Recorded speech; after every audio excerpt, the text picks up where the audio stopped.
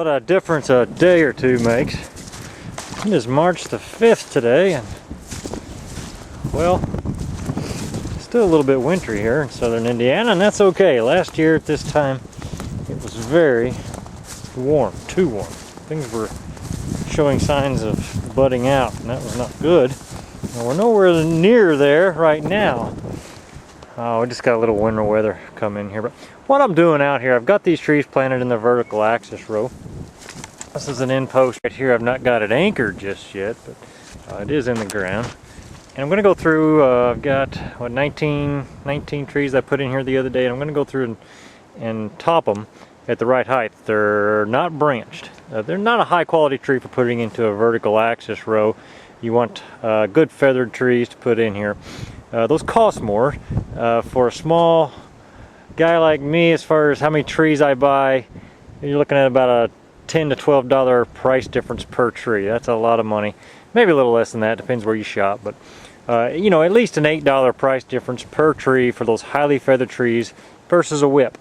What that means is I won't get apples off these trees next year. If I had feathered trees, they would produce flower buds on some of those feathers this year and produce apples next year.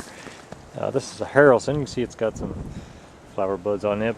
And if you're a commercial orchard, that's important. You want to turn around and get a little bit of money in your year following planting.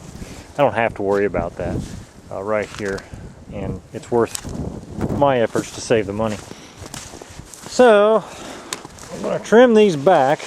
I brought a marker. This is about 32 inches. This pine post right here is about 32 inches tall. They can begin that permanent tier of scaffolds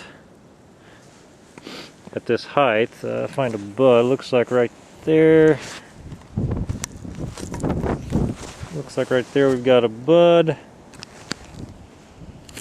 There we go. These trees are still fully dormant, and I've made myself a nice little piece of sign wood. So, Beevan's favorite, sign wood. There we go. And I'm going to go down through this row doing this same procedure. Boy, this is when the head cam would come in nice. It's a little difficult to see because of the snow. I can't see exactly where the buds are at. Alright, the next Beevan's favorite tree, 32 inches. I've got a bud right there. Post is down. And snip. Done. Piece of sign wood.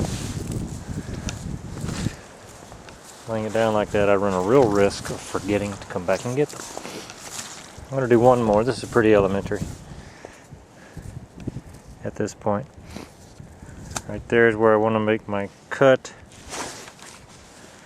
Not too close to the bud.